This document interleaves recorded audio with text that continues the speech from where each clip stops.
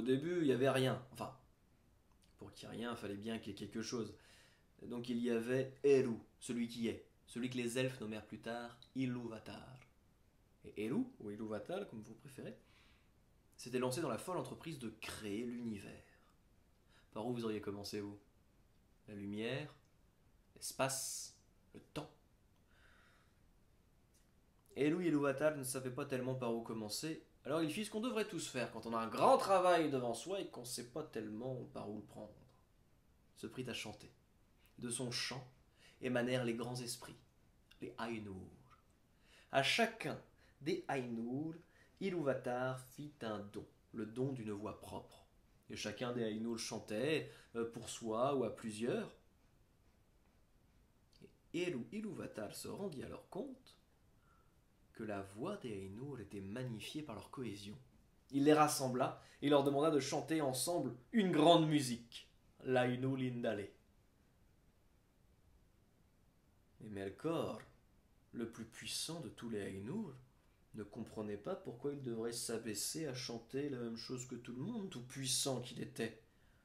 Alors il entreprit un chant de sa propre composition. Naturellement, les Ainur qui se trouvaient à côté de lui n'arrivaient plus à se concentrer sur l'Ainu Lindale, et la dissonance gagna la grande musique. Et Ilúvatar se leva, dressa la main droite, tout le monde se tut, et entama un nouveau chant, plus beau encore que le premier. Melkor ne voulait pas chanter la même chose que tout le monde. Il entreprit un second chant, plus sombre que le premier. La dissonance gagna de nouveau la grande musique. Eru se leva, dressa la main gauche. Tout le monde se tut et entama un troisième chant, plus puissant encore que les deux premiers. Il ne chanterait pas la même chose que tout le monde. Melkor entreprit un troisième chant, plus violent que les deux premiers. Eru Ilúvatar se leva, dressa les deux mains, et tout le monde se tut. Melkor comprit alors qu'il ne pouvait pas lutter contre Eru Ilúvatar. Pas comme ça. Pas maintenant. Il quitta les Ainur en jurant de se venger.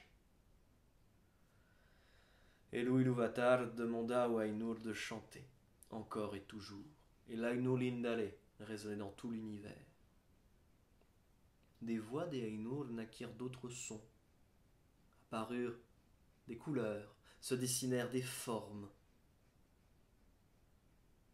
Puis un monde d'eau, de feu, d'air et de terre, dans lesquels vivaient des poissons, des oiseaux, des bêtes et des êtres magnifiques, des elfes, des hommes, des femmes, des nains, les enfants d'Ilúvatar. Mais qu'est-ce que ceci demandèrent les Ainur. Est-ce une illusion? Est-ce un mirage? C'est un rêve, expliqua Eru Ilúvatar. Un rêve qui pourrait devenir réalité. Si vous travailliez de concert, vous pourriez créer ce monde. 12 Ainur se portèrent volontaires. On les appela les Valar. Eru prononça ce mot. Ea, que cela soit. Et de la flamme éternelle naquit Arda. Les 12 Valar descendirent sur le monde. Yavanna s'amusa à le peindre en vert. Elle fit pousser chaque fleur, chaque arbre. Elle était la mère de toutes les bêtes. Ulmo, lui, résidait dans chaque goutte d'eau. Dans un rideau de pluie, une rivière, un fleuve, un étang, une mer, un océan, tout était animé par l'esprit d'Ulmo. Aulé lui domptait la flamme. Il était le seigneur des forgerons. Manwë, maître des airs, chef des Valar, observait la création du monde. Il demanda à Eru Ilúvatar de descendre afin de réveiller les enfants d'Ilúvatar. Eru était fier, il était heureux de voir le travail accompli. Et tapi dans l'ombre, voilà le moment.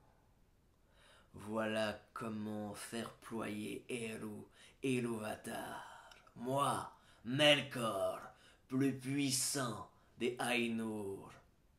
m'engage à détruire et corrompre toutes les créations des Valar.